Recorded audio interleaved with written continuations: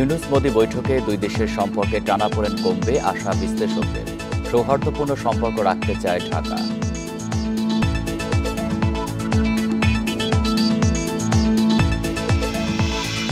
রাজধানীর কালশী ফ্লাইওভারে প্রাইভেট কারে মোটরসাইকেলের ধাক্কা, নিচে পড়ে একজন, হাসপাতালে একজনের মৃত্যু।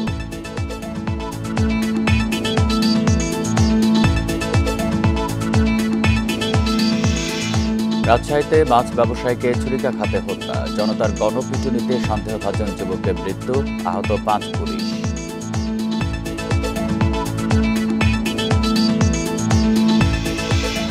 মিনি চিড়িয়াখানার অনেকেই প্রাণী পাচার ও বেচাকেনায় জড়িত, অভিযান চালাচ্ছে বন্যপ্রাণী অপরাধ ভবন ইউনিট। বান্ডেল থাকলে প্রতি সেনমানিতে টাকা বাঁচবে। বিকাশ সেনমানি বান্ডেল কিনে জিতুন প্রতি লেনদেনে। স্বাগত ইন্ডিপেন্ডেন্ট সংবাদে, আপনাদের সাথে আছি আমি আলী আশরাফ। শুনছিলেন শিরোনাম, যাচ্ছি পুরো খবরে। অধ্যাপক মোহাম্মদ ইউনূস ও নরেন্দ্র মোদির বৈঠকের ফলে দুই দেশের সম্পর্কে টানাপোড়েন কিছুটা কমবে বলে মনে করছেন বিশ্লেষকেরা। তারা বলছেন, ঢাকা যে সৌহার্দ্যপূর্ণ সম্পর্ক রাখতে চায় সেটাই তুলে ধরা হয়েছে বৈঠকে। ভারতের পক্ষ থেকে গণতান্ত্রিক, প্রগতিশীল এবং অন্তর্ভুক্তিমূলক বাংলাদেশের প্রতি সমর্থন পুনর্ব্যক্ত করেছেন নরেন্দ্র মোদি। অন্তর্বর্তী সরকারের 8 মাস হতে চলেছে। এর মধ্যে সীমান্ত হত্যা, শেখ হাসিনাকে ফিরিয়ে আনা সহ নানা বিষয়ে ভারতের সঙ্গে টানাপোড়েন হয়েছে বাংলাদেশের। বিশেষজ্ঞদের মতে, স্বাধীনতার পর এখন দুই দেশের সম্পর্ক সবচেয়ে তলানিতে। এমন অবস্থায় ভারতের প্রধানমন্ত্রীর সঙ্গে প্রধান উপদেষ্টার বৈঠক হল ব্যাংককে। বাংলাদেশের পক্ষ থেকে শেখ হাসিনাকে ফিরিয়ে আনা, তিস্তার পানি ও সীমান্ত হত্যা বন্ধে জোর দেওয়া হয়েছে। ভারত বলছে, গণতান্ত্রিক, শান্তিপূর্ণ, প্রগতিশীল ও অন্তর্বর্তীমূলক বাংলাদেশের প্রতি ভারতের সমর্থন রয়েছে। Prime Minister reiterated India's support.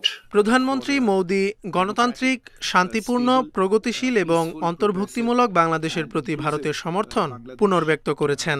সম্পর্কের ক্ষেত্রে ভারত জনকেন্দ্রিক দৃষ্টিভঙ্গিতে বিশ্বাস করে। এছাড়া দীর্ঘ সময় ধরে দুদেশের মধ্যে সহযোগিতার কথা উল্লেখ করেন তিনি, যা উভয় দেশের জনগণের জন্য কল্যাণকর। ভারতে অনুপ্রবেশ ঠেকাতে সীমান্তে কঠোর আইন প্রয়োগেরও আহ্বান জানান প্রধানমন্ত্রী। এই বৈঠক নিয়ে বিশেষজ্ঞরা বলছেন, দুই দেশের সুসম্পর্ক বজায় রাখতে বাংলাদেশের দাবিগুলো গুরুত্ব দিয়ে বিবেচনা করতে হবে ভারতকে। বাংলাদেশের দিক থেকে কিন্তু যতটুকু যা বলার ভারতকে সেগুলো বলে দেওয়া হয়েছে, মেসেজগুলো দিয়ে দেওয়া হয়েছে। অর্থাৎ আমরা সৌহার্দ্যপূর্ণ সম্পর্ক মেনটেন করতে চাই, আমরা একটা চমৎকার দ্বিপাক্ষিক সম্পর্ক মেনটেন করতে চাই, কিন্তু এগুলো মেনটেন করার পথে যে অন্তরায়গুলো আছে সেগুলো সমাধান করার দায়িত্ব ভারতের। আমার মনে হয় যেটি হলো যে এই সম্পর্কের যে বরফ গলা যে বিষয়টি আপনি বলছিলেন, সেটি আমার মনে হয় যে এত দ্রুত আমরা বলতে পারবো না, তবে এটি গুড স্টার্ট বলা যেতে পারে, বিশেষ করে বাংলাদেশ ভারত সম্পর্কের ক্ষেত্রে। এই বৈঠকের ফলে দুই দেশের সম্পর্কে কিছুটা উন্নতির সম্ভাবনা দেখছেন বিশেষজ্ঞরা। বন ইবনে কামাল, ইন্ডিপেন্ডেন্ট নিউজ, ঢাকা। অধ্যাপক ইউনূস নরেন্দ্র মোদির বহু প্রতীক্ষিত বৈঠক হল বিমস্টেক সম্মেলনের সাইড লাইনে। সেখানে শেখ হাসিনাকে দেশে ফেরানো, পানি বন্টন চুক্তি আর সীমান্ত হত্যার প্রসঙ্গ তোলেন প্রধান উপদেষ্টা। আর বাংলাদেশে একক কোনো দলকে ভারত সমর্থন করে না বলে জানান নরেন্দ্র মোদি। বৈঠক শেষে এসব কথা গণমাধ্যমকে জানান প্রধান উপদেষ্টা প্রেস সচিব শফিকুল আলম। থাইল্যান্ডের ব্যাংককে বহু প্রতীক্ষিত ইউনূস মোদি শীর্ষ বৈঠক। বিমস্টেক সম্মেলনের সাইডলাইনে আলোচনায় বসেন দুই সরকার প্রধান। এতে উঠে আসে দুই দেশের স্বার্থ সংশ্লিষ্ট নানা প্রসঙ্গ। ভারতের প্রধানমন্ত্রীকে প্রধান উপদেষ্টা জানিয়েছেন, জুলাই গণহত্যায় শেখ হাসিনার সম্পৃক্ততা পেয়েছে জাতিসংঘ। বৈঠক শেষে এ নিয়ে গণমাধ্যমকে জানান প্রধান উপদেষ্টার প্রেস সচিব। এ সময় তিনি বলেন, দুই নেতার মধ্যে কথা হয়েছে শেখ হাসিনাকে দেশে ফেরানো নিয়ে। স্বার্থ সংশ্লিষ্ট যতগুলো বিষয় ছিল সবগুলো বিষয়ই আমাদের চিফ অ্যাডভাইজার মহোদয় সেই মিটিংয়ে বলেছেন। যেমন শেখ হাসিনার প্রত্যর্পণ বিষয়ে কথা হয়েছে, শেখ হাসিনা যে ওইখানে বসে অনেক ধরনের ইনসেন্ডিয়ারি কমেন্ট করছেন সেগুলোর বিষয়ে কথা হচ্ছে। আলোচনা হয়েছে সংখ্যালঘু নির্যাতন ইস্যুতেও। এই সময় ভারতীয় সাংবাদিকদের বাংলাদেশে এসে সংখ্যালঘু নির্যাতন হয়েছে কিনা তা খোঁজ নেওয়ার প্রস্তাব দেন অধ্যাপক ইউনূস। এর বাইরেও বিশেষ গুরুত্ব পেয়েছে গঙ্গা চুক্তির নবায়ন, তিস্তা ইস্যু ও সীমান্ত হত্যা বন্ধের প্রসঙ্গ। বর্ডার কিলিং নিয়ে কথা হয়েছে। আমাদের দুই দেশের মধ্যে যে গাঞ্জেস ওয়াটার ট্রিটিটা আপনি জানেন যে নতুন করে এটার এক্সপায়ার হয়েছে, নতুন করে ট্রিটিটা হওয়ার আবার কথা হচ্ছে, এবং তিস্তা ওয়াটার, এগুলো সবগুলো নিয়েই কথাবার্তা হয়েছে। ভারত কোনো একক দলকে সমর্থন করে না বলে প্রধান উপদেষ্টাকে জানিয়েছেন নরেন্দ্র মোদী। দুই সরকার প্রধানের এই বৈঠক ফলপ্রসূ ও গঠনমূলক হয়েছে বলেও সাংবাদিকদের জানান প্রধান উপদেষ্টার প্রেস সচিব। বন ইবনে কামাল, ইন্ডিপেন্ডেন্ট নিউজ, ঢাকা। বাংলাদেশের সাথে গঠনমূলক ও জনগণ কেন্দ্রিক সম্পর্ক বজায় রাখতে ভারতের অঙ্গীকারের কথা জানিয়েছেন দেশটির প্রধানমন্ত্রী নরেন্দ্র মোদী। ব্যাংককে প্রধান উপদেষ্টা অধ্যাপক মোহাম্মদ ইউনূসের সাথে বৈঠকের পর এক্স বার্তায় একথা বলেন তিনি। বৈঠকের একটি ছবি যুক্ত করে মোদী বলেন, বাংলাদেশের অন্তর্বর্তী সরকারের প্রধান উপদেষ্টার সাথে সাক্ষাতে দুদেশের মধ্যে গঠনমূলক ও জনকেন্দ্রিক সম্পর্কের প্রতি প্রতিশ্রুতি ব্যক্ত করেন তিনি। বাংলাদেশের শান্তি, স্থিতিশীলতা, অন্তর্ভুক্তি ও গণতন্ত্রের প্রতি ভারতের সমর্থন থাকবে জানিয়ে মোদী আরও বলেন, অবৈধভাবে সীমান্ত অতিক্রম বন্ধের উপায় নিয়ে বৈঠকে আলোচনা হয়েছে। এছাড়া হিন্দু ও অন্যান্য সংখ্যালঘু সম্প্রদায়ের নিরাপত্তা নিয়ে উদ্বেগও প্রকাশ করেছেন নরেন্দ্র মোদী।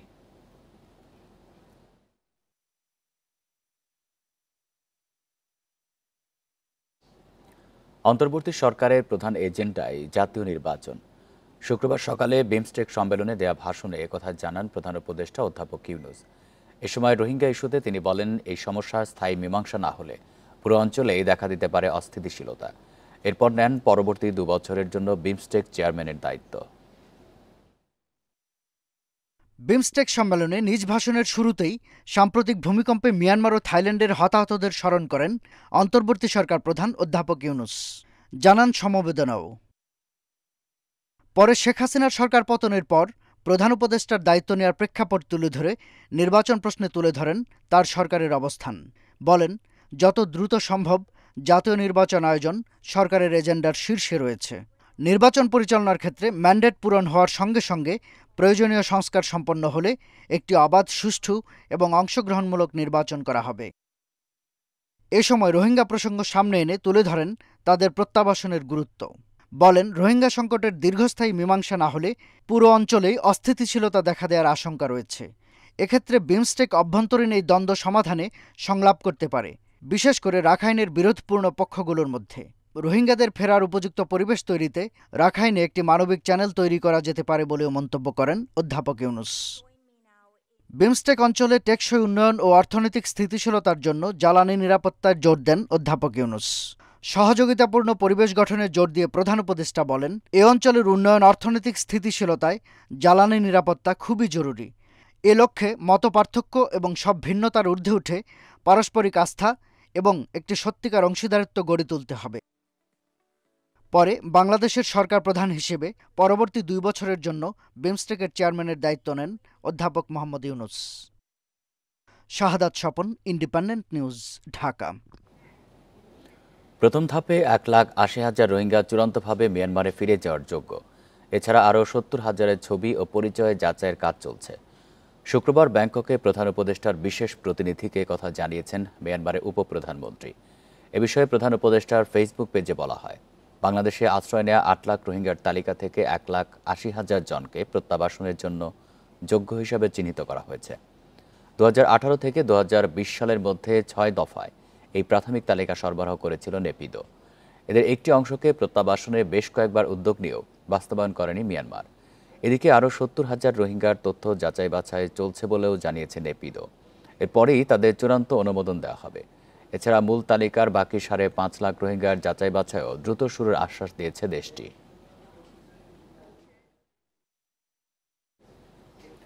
থাইল্যান্ডে অধ্যাপক ইউনূস ও নরেন্দ্র মোদীর বৈঠকে আশার আলো সৃষ্টি হয়েছে বলে মন্তব্য করেছেন বিএনপি মহাসচিব মির্জা ফখরুল ইসলাম আলমগীর। শুক্রবার গুলশানে দলীয় চেয়ারপারসনের কার্যালয়ে সাংবাদিকদের কাছে তিনি এই মন্তব্য করেন। ভারত বাংলাদেশের সম্পর্ক আরও দৃঢ় হবে বলেও আশা তার। ইউনূস এবং ভারতের প্রধানমন্ত্রী আপনার মোদী সাহেবের বৈঠকটা, এটা আমাদের সামনে একটা আশার একটা আলো তৈরি করছে যে ভারত এবং বাংলাদেশের সম্পর্কের মধ্যে যে একটা বিটারনেস তৈরি হয়েছিল, এটা আপনার যেন কমে আসে, সেখানকার কিছু নতুন সম্ভাবনা সৃষ্টি হয়েছে। এবং আমি যতদূর দেখেছি তাতে করে আমার মনে হয়েছে যে এ ব্যাপারে দুজনেই যথেষ্ট আন্তরিক এবং এটা নিঃসন্দেহে বাংলাদেশের মানুষকে এবং ভারতের মানুষকে, দুই দেশের মানুষকেই এটা উপকার করবে। রাজধানী কালশি ফ্লাইওভারে প্রাইভেট কারের সাথে মোটরসাইকেলের সংঘর্ষে 2 যুবকের মৃত্যু হয়েছে। তাদের মধ্যে একজন ফ্লাইওভারের উপরে এবং অপরজন নিচে ছিটকে পড়ে মারা যায়। শুক্রবার রাত 9:30টার দিকে এই দুর্ঘটনা ঘটে বলে জানিয়েছে পুলিশ। দুর্ঘটনার পর অচেতন অবস্থায় ঢাকা মেডিকেল কলেজ হাসপাতালে নেওয়া হলে দায়িত্বরত চিকিৎসক তাদেরকে মৃত ঘোষণা করেন। পুলিশ জানিয়েছে মোটরসাইকেলটি মিরপুর ডিওএইচএস থেকে এবং প্রাইভেট কারটি কালশী মোড় থেকে যাচ্ছিল। এ সময় তাদের মুখোমুখি সংঘর্ষ হয়। দুর্ঘটনায় গুরুতর আহত প্রাইভেট কারের এক যাত্রী হাসপাতালে ভর্তি রয়েছেন। প্রত্যক্ষদর্শীরা জানান, প্রাইভেট কারের সাথে সংঘর্ষের পর মোটরসাইকেলের পেছনে বসা যুবক অন্তত 25 ফুট নিচে পড়ে যান, আর মোটরসাইকেল চালক ফ্লাইওভারের রাস্তায় পড়েছিলেন। আশেপাশের মানুষ তাদেরকে উদ্ধার করে হাসপাতালে নিয়ে যায়।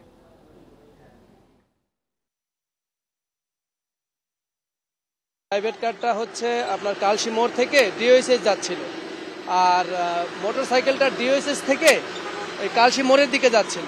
তো এইখানে হঠাৎ করে এই মুখোমুখি সংঘর্ষটা হয়। আর মোটরসাইকেলে দুজন ছিল, ড্রাইভার সহ আরেকজন ছিল। একজন নিচে ছিটকে পড়ে যায় আর একজন উপরেই ছিল। পরে এখানে যে উপস্থিত যে জনতা ছিল ওনারা তাৎক্ষণিক ওনাদেরকে হাসপাতালে নিয়েছে। রাজশাহীর বাগমারায় এক মাছ ব্যবসায়ীকে ছুরিকাঘাতে হত্যা করা হয়েছে। হত্যাকাণ্ডের পর উত্তেজিত জনতার গণপিটুনিতে সন্দেহভাজন যুবকের মৃত্যু হয়েছে। শুক্রবার সন্ধ্যায় উপজেলার রানশিবাজার এলাকায় এই ঘটনা ঘটে। নিহত মাছ ব্যবসায়ীর নাম আব্দুর রাজ্জাক এবং সন্দেহভাজন যুবকের নাম আমিনুল ইসলাম। তারা দুজনেই নওগাঁর আত্রাই উপজেলার গোয়ালবাড়ি গ্রামের বাসিন্দা। পুলিশ জানিয়েছে, রাজ্জাকের কাছ থেকে মাছ বিক্রির টাকা ছিনিয়ে নিতে ছুরিকাঘাত করে আমিনুল। এতে ঘটনাস্থলেই মারা যান তিনি। এ সময় বাজারে উপস্থিত মানুষ আমিনুলকে ধাওয়া করে মারধর করে। পুলিশের বাধা উপেক্ষা করেই ওই তরুণকে পিটিয়ে হত্যা করে বিক্ষুব্ধ স্থানীয়রা। এ সময় উত্তেজিত জনতার হামলায় 5 পুলিশ সদস্য আহত হন।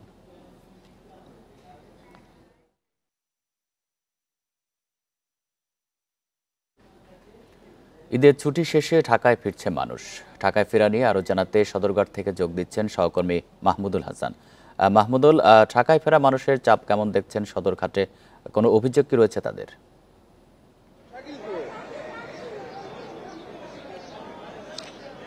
দেখেন, এবারের ঈদের যে লম্বা ছুটি, সেই লম্বা ছুটি শেষে মানুষ ঢাকায় ফিরতে শুরু করেছে। তারই অংশ হিসেবে সদরঘাটে দেখা যাচ্ছে যে লঞ্চে করে বিশেষ করে দক্ষিণবঙ্গের মানুষ তারা ফিরছে। যদিও আপনি নিশ্চয়ই জানেন যে পদ্মা সেতু হওয়ার পর এই লঞ্চে যাওয়া আসার যে রেশিও সেটি কমে এসেছে। তারপর কিন্তু ঈদের সময় কিন্তু লঞ্চে অনেক চাপ থাকে।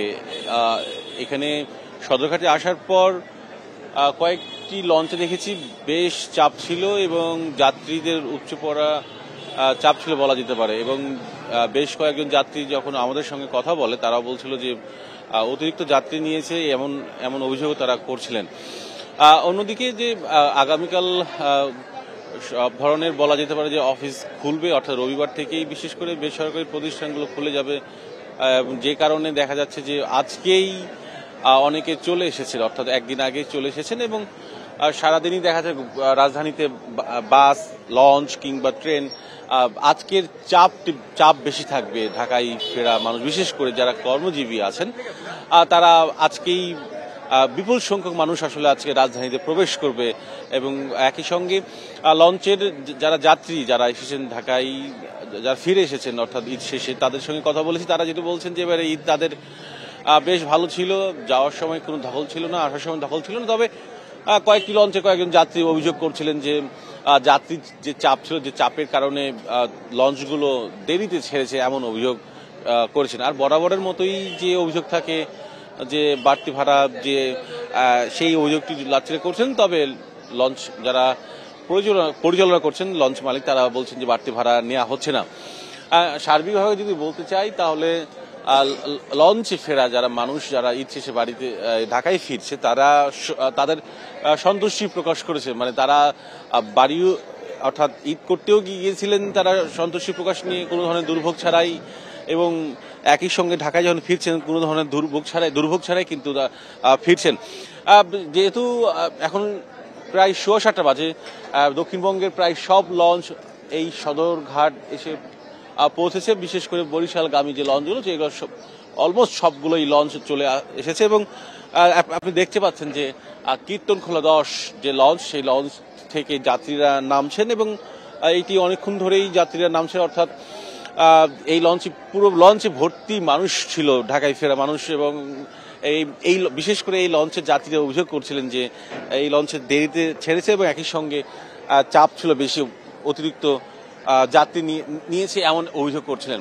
সব মিলে যদি বলতে চাই যে যেহেতু আগামীকাল থেকেই অফিসগুলো খুলবে এবং যারা বিশেষ করে যারা কর্মজীবী মানুষ তারা কিন্তু আজকে ফিরছে এবং তারা অনেকটাই সন্তোষী প্রকাশ করে কিন্তু ঢাকায় ফিরছে ঈদ শেষে। সদরঘাট থেকে জানাচ্ছেন সহকর্মী মাহমুদুল হাসান।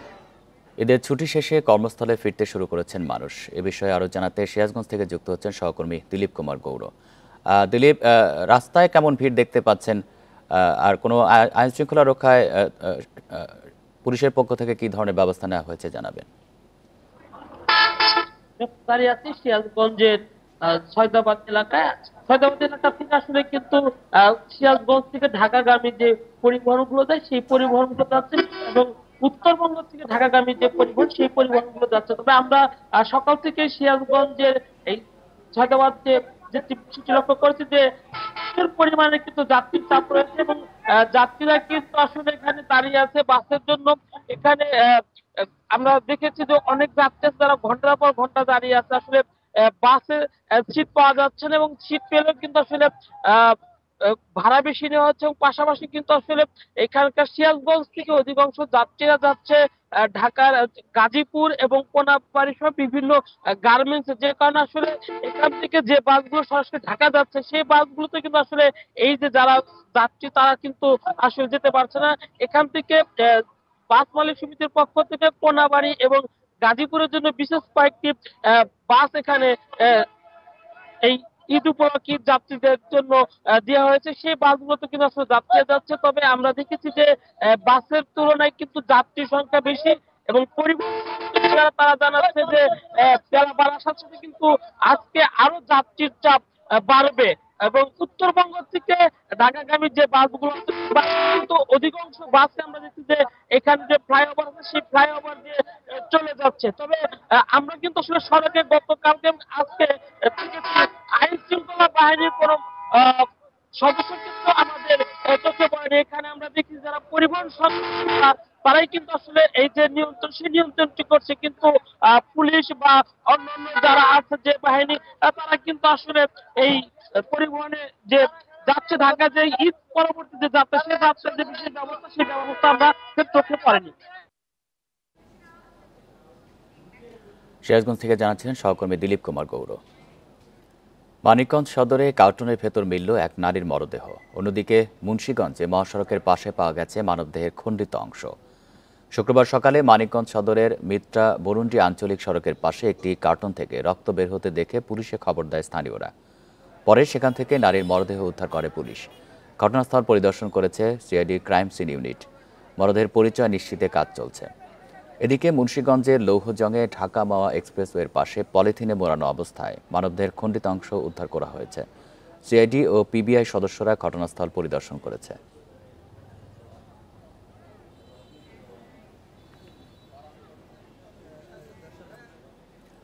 দেশে বিনোদন কেন্দ্রের নামে মিনি চিড়িয়াখানায় বন্যপ্রাণী প্রদর্শন নিষিদ্ধ। সারা দেশে নামে বেনামে চলা বিনোদন কেন্দ্রে ভালুক, মায়াহরিণ, রাজধনেশ সহ বিলুপ্তপ্রায় প্রাণী উদ্ধারে অভিযান চলছে। বন্যপ্রাণী অপরাধ দমন ইউনিট বলছে বিভিন্ন জেলার মিনি চিড়িয়াখানার অনেকেই প্রাণী পাচার ও বেচাকেনায় জড়িত। 11 ফেব্রুয়ারি দিনাজপুরের স্বপ্নপুরী পার্কে অবৈধ চিড়িয়াখানা থেকে উদ্ধার হয় ভাল্লুক, উল্লুক, সাম্বার হরিণ, রাজধনেশ সহ 78টি বন্যপ্রাণী।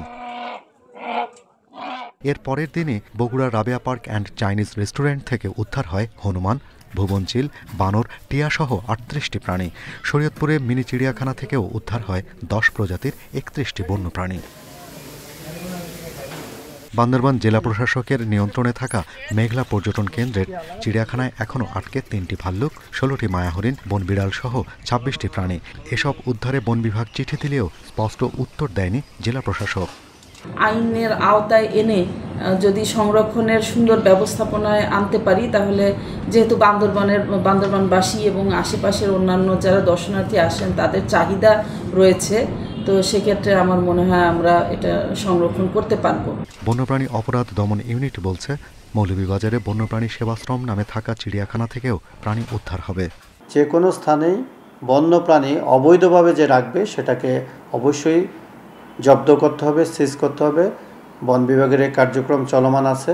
মৌলভীবাজারের যে শীতের কাছে যে সকল বন্যপ্রাণী আছে এর মধ্যে অবৈধ যদি কোনোগুলো থাকে সেগুলো অবশ্যই জব্দ করা হবে। আমাদের দেশে তো অ্যাকচুয়ালি বন্যপ্রাণীর প্রতি সেরকম সচেতনতা গড়ে ওঠেনি। অনেক সময় আমরা দেখি যে বন্যপ্রাণীকে আঘাত করে তারা মজা পায়। তো এইটা হলো যে এই বন্যপ্রাণীগুলিকে প্রদর্শন করে তারা একটা ব্যবসা বা অর্থ উপার্জনের একটা উপায় হিসাবে এই বন্যপ্রাণীগুলোকে রাখছে। বন্যপ্রাণী রক্ষায় আর যেন মিনি চিড়িয়াখানা গড়ে না ওঠে তা নিশ্চিত করার তাগিদ গবেষকদের। ভবিষ্যতে যেন এরকম চিড়িয়াখানাগুলো যেন না গড়ে ওঠে, বিশেষ করে রাজনৈতিক ছত্রছায়ায় এবং মানুষকেও সচেতন করতে হবে বন্যপ্রাণীকে যেন আমরা যেন আমাদের দেশি বন্যপ্রাণীকে চিড়িয়াখানায় যেন না দেখি। বন বিভাগের হিসাবে মিনি চিড়িয়াখানায় গেল কয় মাসে 10 অভিযানে এ পর্যন্ত 3 শতাধিক বন্যপ্রাণী উদ্ধার হয়েছে। Shahriar Anirban, independent News, Dhaka. ঝিনাইদহের শৈলকুপায় গড়ে উঠেছে মানুষ ও পাখির মিতালি। ভোরে আলো ফোটার সাথে সাথে কয়েকশো পাখি ভিড় করে গাছে। তাদেরকে খাবার দেয় স্থানীয় বাসিন্দারা। গত 22 বছর ধরে এভাবেই পাখি ও মানুষের মধ্যে গড়ে উঠেছে ভালোবাসার সম্পর্ক। ভোরে আলো ফোটার সাথে সাথে ঝাঁক বেঁধে আসতে শুরু করে পাখি। আশেপাশের গাছে ও বৈদ্যুতিক তারে বসে অপেক্ষা করে থাকে খাবারের জন্য। তাদের কিচিরমিচির শব্দে তৈরি হয় এক ভিন্ন পরিবেশ। গত 20 থেকে 22 বছর আগের কথা। হোটেলের এক মালিক অবিকৃত পরোটা সিঙ্গারা পাখির খাবার হিসেবে ছিটিয়ে দিতেন। সেই থেকে ঝিনাইদহের শৈলকুপার গাড়াগঞ্জ বাস স্ট্যান্ডে খাবারের জন্য ওই এলাকায় আসতে শুরু করে পাখির দল। এভাবে দিন দিন বাড়তে থাকে পাখির সংখ্যা। পাখি এই খাবার খেয়ে আনন্দের সাথে উড়ে বেড়ায়, কিচিরমিচির শব্দ করে। পাখি খাবার খেয়ে আবার উড়ে চলে যায় এবং প্রতিনিয়ত এরকম এই পাখি আসতে থাকে। এই পাখিকে আমরা সবাই ভালোবাসি এবং তারে থাকলে পারে আমরা খাবার নিয়ে আসলে পারে সেই খাবারগুলো খাওয়ার জন্য তারা আমাদের কাছে আসে। এছাড়া বাস স্ট্যান্ড এলাকা ছাড়াও কবিরপুর 3 রাস্তা মোড়, থানা মোড়, কদমতলা সহ বিভিন্ন স্থানে পাখিদের খাবার দেন ব্যবসায়ীরা। প্রচুর পরিমাণ দেশীয় পাখি আছে যেগুলো বিলুপ্তির পথে। তো এটা আমরা খাবার দিই, আমি নিজেই দিই, সকাল বিকাল 2 বেলা খাবার দিই। অনেক প্রজাতির পাখি আসে, দোকানদাররা খাবার দেয়, পাখিগুলো আমাদের মাঝে এসে দাঁড়িয়ে থাকে, আমরা খেদাইলেও যাই না, তারা আমাদের কোলে ভিতরে চলে আসে। পাখিদের সাথে মানুষের এই সম্পর্ক পরিবেশের ভারসাম্য রক্ষায় ভূমিকা রাখছে বলছেন জেলার প্রাণী সম্পদ কর্মকর্তা। আমাদের ক্ষেতে যে পোকা হয়, এই পোকাগুলো মারার জন্য কিন্তু আমাদের পাখি দরকার। সুতরাং এই পাখি যত উৎপাদন বাড়বে, পাখির সংখ্যা বাড়বে, আমাদের পরিবেশও তেমন ভারসাম্য সৃষ্টি সংরক্ষণ হবে। এবং সাথে সাথে এই এলাকাতে প্রায় আমার জানা মতে প্রায় 20 বছর ধরে তারা এভাবে পাখিকে খাবার দিয়ে আসছে। আশেপাশের বিভিন্ন জেলা থেকে কয়েকশো শালিক ও ঘুঘু পাখি আসে বলে জানান স্থানীয়রা। Independent news. মিয়ানমার সেনাবাহিনীর বিরুদ্ধে ভূমিকম্পে বিধ্বস্ত এলাকায় ত্রাণ সরবরাহ সীমিত করার অভিযোগ তুলেছে জাতিসংঘ ও ত্রাণ সরবরাহকারীরা। সহায়তা পৌঁছাতে দেরির কারণে এইসব এলাকায় প্রাণহানি বেড়েছে। ভয়াবহ ভূমিকম্পে এ পর্যন্ত মৃত বেড়ে দাঁড়িয়েছে 3145 জনে, আহত 4500-এর বেশি। এখনও নিখোঁজ 2 শতাধিক মানুষ। শক্তিশালী ভূমিকম্পের 1 সপ্তাহ পরও মিয়ানমারের বিধ্বস্ত এলাকায় চলছে উদ্ধার কাজ। মান্দালয় ও সাগাইংয়ের ক্ষতিগ্রস্ত এলাকায় উদ্ধার অভিযান আরও জোরদার করেছে চীনের উদ্ধারকারী দল। দুর্যোগ পরিস্থিতির মধ্যেও বিদ্রোহীদের বিরুদ্ধে অবস্থান শক্তিশালী করতে মরিয়া জান্তা বাহিনী। তাদের বিরুদ্ধে ভূমিকম্পে বিধ্বস্ত বিদ্রোহী নিয়ন্ত্রিত এলাকায় হামলার পাশাপাশি ত্রাণ প্রবেশে বাধা দেওয়ার অভিযোগ করেছে জাতিসংঘ। উদ্ধার কাজে অংশ নেয়া সুস্থ তরুণদের জোরপূর্বক সেনাবাহিনীতে নিয়োগ অব্যাহত রয়েছে বলেও জানান তারা। ভূমিকম্পে বিধ্বস্ত বিদ্রোহী নিয়ন্ত্রিত এলাকাগুলোতে খাবার, পানি, ওষুধের মতো ত্রাণ না পৌঁছানোয় মানবিক বিপর্যয় দেখা দিয়েছে। ওইসব এলাকায় টেলিযোগাযোগ ও ইন্টারনেট বন্ধ থাকায় সময়মতো সহায়তা পৌঁছাতে পারছি না আমরা, ফলে ক্ষয়ক্ষতির মাত্রা আরও বেড়েছে। পর্যাপ্ত সহায়তার অভাবে নানা বাধার মুখে পড়েছেন ত্রাণ সরবরাহে নিযুক্ত স্বেচ্ছাসেবীরা। ধ্বংসস্তূপের পাশে বাস্তুচ্যুত মানুষ আশ্রয় নেয় কলেরার মতো রোগ ছড়িয়ে পড়ারও শঙ্কা তাদের। জান্তা কর্তৃপক্ষ ও আন্তর্জাতিক সম্প্রদায়ের কাছ থেকে সময়মতো সহায়তা পেলে আমরা জীবিতদের উদ্ধার করতে পারতাম। সহায়তায় দেরি হয়, অনেকেরই মৃত্যু হয়েছে। ভয়াবহ ভূমিকম্পে অন্তত 50 লাখ মানুষ মারাত্মকভাবে ক্ষতিগ্রস্ত হয়েছে। এর মধ্যে অনেকেই প্রত্যন্ত অঞ্চলের বাসিন্দা বলে জানিয়েছে ইউএনডিপি। প্রত্যন্ত অঞ্চলে জরুরি ত্রাণ সরবরাহ ও দীর্ঘমেয়াদে পুনরুদ্ধার প্রচেষ্টা চালানোর উপর জোর দিয়েছে সংস্থাটি। Nadia Tabassum, Independent News. বরগুনা সদর উপজেলা পরিষদের সাবেক চেয়ারম্যান ও আওয়ামী লীগ নেতা মনিরুল ইসলাম মনিরকে গ্রেপ্তার করেছে পুলিশ। শুক্রবার রাতে মনসাতলী গ্রামের একটি বাসা থেকে তাকে গ্রেপ্তার করা হয়। পুলিশ জানিয়েছে, আওয়ামী লীগ নেতা মনিরুজ্জামান মনিরের বিরুদ্ধে বিশেষ ক্ষমতা আইনে মামলা রয়েছে। তিনি আত্মগোপনে ছিলেন। পুলিশ আরও জানায়, গোপন তথ্যের ভিত্তিতে অপারেশন ডেভিল হান্ট পরিচালনা করে বরগুনা থানা পুলিশ। অভিযান চলাকালে মনসাতলী গ্রামের কয়েকটি বাসায় তল্লাশি করা হয়। পরে সেখানে একটি বাসা থেকে মনিরুল ইসলাম মনিরকে গ্রেপ্তার করা হয়।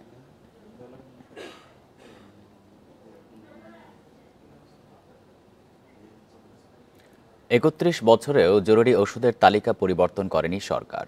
এই তালিকার 117টি ওষুধের দাম নিয়ন্ত্রণ করে ওষুধ প্রশাসন অধিদপ্তর। এ সময়ে আরও অনেক ওষুধ তালিকায় সংযোজন করা প্রয়োজন ছিল। অভিযোগ আছে, ওষুধ কোম্পানিগুলোর চাপে সেটা সম্ভব হয়নি। ফলে কম টাকায় অনেক জরুরি ওষুধ পাচ্ছে না জনগণ। দেশে 200-র বেশি কোম্পানি ওষুধ উৎপাদন করে 35,000-এর মতো। এর মধ্যে 117টি আছে প্রাইমারি হেলথ কেয়ার মেডিসিনের তালিকায়। এগুলোর মূল্য নির্ধারণ করে সরকার, বাকিগুলো করে কোম্পানি। 117টি জরুরি ওষুধের তালিকা হয়েছে 1994 সালে। দরকারি ও বেশি ব্যবহৃত এসব ওষুধ কম টাকায় কিনতে পারে মানুষ, কিন্তু মুনাফা কম হওয়ায় অর্ধেক ওষুধ উৎপাদনই হয় না। অনেক ওষুধের ব্যবহারও নেই। ওখান থেকে অনেক ওষুধ বাদ পড়ছে এবং যেটা অপ্রয়োজনীয় ওষুধগুলো এখানে ঢুকছে। ফ্যামিলি প্ল্যানিংও এখানে সামগ্রী এখানে ঢুকছে। তার মানে এইটা পর্যায়ক্রমে যখন রিভাইজ হয়েছে তখন ওষুধ কোম্পানি যোগসাজশে যেটা হয়েছে, গুরুত্বপূর্ণ ওষুধগুলো লিস্টের বাইরে নিয়ে আসা হয়েছে এবং কম গুরুত্বপূর্ণগুলো ওখানে স্থান পেয়েছে। টাইম টু টাইম এটা রিভাইজ হয়ে যে আমরা যেন ওষুধ কোম্পানি ক্ষতির সম্মুখীন না হয় সেই জায়গায় আমাদের খেয়াল রাখতে হবে। সাথে সাথে জনগণও যেন নিয়ন্ত্রিত প্রাইস ফেস করে সেটা খেয়াল রাখতে হবে। অনেক দেশেই অত্যাবশ্যকীয় ওষুধের তালিকা রয়েছে। দেশেও 285টি জরুরি ওষুধের তালিকা থাকলেও তা কার্যকর নয়। আর 31 বছরে প্রাইমারি হেলথ কেয়ার মেডিসিনের তালিকায় কেন সংযোজন বিয়োজন হয়নি তার উত্তর নেই অধিদপ্তরের কাছে। আগে কি হয়েছে না হয়েছে সেটা আলাদা ইস্যু, দীর্ঘদিন করা যায়নি, বিভিন্ন বাস্তবতা বিভিন্ন প্রেক্ষাপটে সেটা হতে পারে। বাট এখন একটা কার্যকরী পদক্ষেপ মন্ত্রণালয় নিতে যাচ্ছে। WHO-র যে লিস্ট সেটার সাথে সমন্বয় রেখে এটা আপডেট করা হচ্ছে। আপডেটেড লিস্ট পেলে সেটাকে যে আকারে পাবলিশ করে সেইগুলো যাতে মানুষ খুব সহজ মূল্যে পেতে পারে, এটা কার্যকর পদক্ষেপ নেওয়ার পথে। জাতীয় ওষুধ নীতি অনুযায়ী অত্যাবশ্যকীয় ওষুধের তালিকা 2 বছর পর পর হালনাগাদ করার কথা থাকলেও তা হয়নি। Hasan Misbah, Independent News, Dhaka. মৌলভীবাজারে গত মৌসুমে চা উৎপাদনের লক্ষ্যমাত্রা পূরণ হয়নি। প্রতিকূল আবহাওয়া সহ নানা সংকটকে দায়ী করছেন বাগান মালিকরা। তবে চা উৎপাদন বাড়াতে আধুনিক প্রযুক্তি ব্যবহার ও উন্নয়নের পরামর্শ দিয়েছেন সংশ্লিষ্টরা। মৌলভীবাজারে ছোট বড় 120টি চা বাগান আছে। এসব বাগান থেকেই চাহিদার 55% পূরণ হয়, কিন্তু নানা কারণে গত মৌসুমে কমেছে চায়ের উৎপাদন। বাগান মালিকদের দাবি, মৌসুমের শুরুতে খরা এবং পরে অতিবৃষ্টির কারণে ব্যাপক ক্ষতি হয় চা বাগানে। এছাড়া 2.5 মাস ধরে চলা শ্রমিক ধর্মঘটের প্রভাব পড়েছে উৎপাদনে। ওয়েদারটা খুব আনফেভারেবল ছিল। বর্ষার প্রথম দিকে ড্রাউট ছিল, তারপর এক্সেস রেইন এবং এক্সেস টেম্পারেচার সবকিছু মিলে চা উৎপাদনের জন্য চা উপযোগী সেটা ছিল না। উৎপাদন কমের পাশাপাশি নিলামে চায়ের ন্যায্য দাম না পাওয়াকেও দায়ী করছেন অনেকে। Chemicals and gas, electricity, fuel everything এর দাম গ্র্যাজুয়ালি বাড়তেছে, ফলে উৎপাদন কস্ট বেড়ে যাচ্ছে, যার কারণে আমাদের সেল প্রাইসেসে উৎপাদনের একটা ফারাক থেকে যাচ্ছে। চা উৎপাদন বাড়াতে আধুনিক প্রযুক্তির ব্যবহার ও সরকারি নীতিমালা জরুরি বলছেন মালিকরা। অতিবৃষ্টি অনাবৃষ্টি দুটোই চায়ের জন্য খারাপ। এর জন্য চার প্রায় 10 থেকে 12% চা বিহাইন্ড এর আগের বছর তুলনা। 2024 সালে জেলায় চায়ের উৎপাদন লক্ষ্য ছিল 10 কোটি 80 লাখ কেজি। উৎপাদন হয় 9 কোটি 30 লাখ কেজি। Independent news. ক্ষতিকর রাসায়নিক দিয়ে ভেজাল আখের গুড় তৈরি হচ্ছে কুষ্টিয়ার অন্তত 4টি কারখানায়। আখের রসের বদলে দেওয়া হচ্ছে চিটাগুড়, মেশানো হচ্ছে হাইড্রোস আর ফিটকিরি। স্থানীয় বাজার তো বটেই, বিভিন্ন জেলায় ছড়িয়ে দেওয়া হচ্ছে এই গুড়। এতে ক্যান্সারে আক্রান্ত হওয়ার ঝুঁকি বাড়ছে। টিনের কৌটো কেটে বের করা হচ্ছে নষ্ট পচা চিটাগুড় ও মিশ্রি, পরে পা দিয়ে মারিয়ে মেশানো হচ্ছে হাইড্রোস ফিটকিরির মতো রাসায়নিক। এই মিশ্রণ চুলায় জাল দিয়ে তৈরি করা হচ্ছে গুড়। কুষ্টিয়ার খোকসা উপজেলার দিলীপ গুড় কারখানা সহ বিভিন্ন ফ্যাক্টরিতে তৈরি হচ্ছে এই ভেজাল গুড়। এতে আখের রসের ছিটে ফোঁটাও থাকছে না। শক্ত রসে কাটিয়ে আর দুটি মিক্সার করে বানিয়ে জ্বালায়া আমরা আবার পুনরায় লোকজনের খাওয়াচ্ছি। এইগুলো আমরাও সবসময় খাচ্ছি। 30 থেকে 35 মিনিট জাল হয়। জাল হওয়ার পরে ঢেলে দেওয়া হয়, তারপরে হচ্ছে এই জায়গায় লাড়িয়ে ভালো করে দানা ধরায় নিয়ে তারপরে হচ্ছে টিনে ঢালা। এসব রাসায়নিকের ক্ষতিকর দিকের কথা মানতে নারাজ কারখানার মালিকরা। তবে নিরাপদ খাদ্য কর্মকর্তারা বলছেন, ভেজাল গুড়ে হতে পারে ক্যান্সারের মতো প্রাণঘাতী রোগ। হাতে মোজা আছে, হাত পাও একদম আপনার পাওটা ধুয়ে নামে আবার উঠে পড়ে, এইটুকুই, তাছাড়া আর কোনো কিছু নাই এখানে। হাইড্রোস, ফিটকিরি এবং অ্যারারুট বালি দিয়ে তারা গুড় তৈরি করতেছে। দেখেন, যেহেতু আমাদের গুড়ের কোনো একটা উপাদানই এখানে মানসম্মত না, এই ধরনের গুড় আমাদের মানুষের খুবই ক্ষতিকর। বিশেষ করে আমাদের যে পাকস্থলী যেটা, সেখানে কিন্তু তার ক্যান্সারের সম্ভাবনা থাকে এই হাইড্রোসগুলো খাওয়ার কারণে। খাদ্যে ভেজাল বিরোধী বিভিন্ন সময় অভিযান চালায় ভোক্তা অধিকার সংরক্ষণ অধিদপ্তর। গুড়ের কারখানাও অভিযান চলবে বলে জানিয়েছেন কর্মকর্তারা। যে কোনো অস্বাস্থ্যকর অনিরাপদ পণ্য বিক্রয়ের জন্য সংরক্ষণ বা মজুত করার ক্ষেত্রেও আইনগত যেহেতু বাধা রয়েছে, আমরা অবশ্যই সেই রকম কোনো ঘটনা আমাদের সামনে পরিলক্ষিত হলে আমাদের মনিটরিংয়ে অথবা কোনো লিখিত অভিযোগে বা আপনারা যদি কোনো তথ্য আমাদেরকে দেন, অবশ্যই তার বিরুদ্ধে কঠোর আইনগত ব্যবস্থা গ্রহণ করা হবে। কুষ্টিয়া সদর ও খোকসায় ভেজাল গুড়ের এমন 4টি কারখানা রয়েছে বলে জানিয়েছে নিরাপদ খাদ্য কর্মকর্তারা। Independent news.